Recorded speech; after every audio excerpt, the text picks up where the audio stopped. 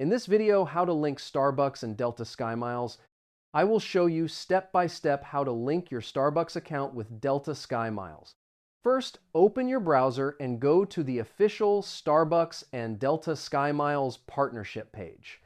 Now log into your Delta SkyMiles account using your email and password.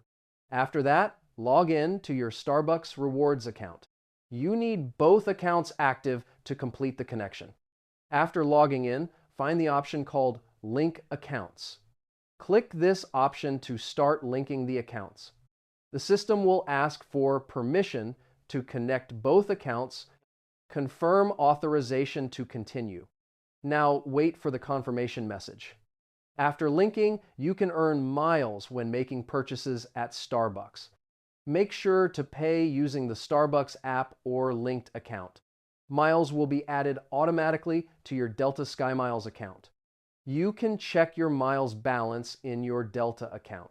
Promotions may offer bonus miles during special offers. Always review the promotion details before participating. This is how you can link Starbucks with Delta SkyMiles easily.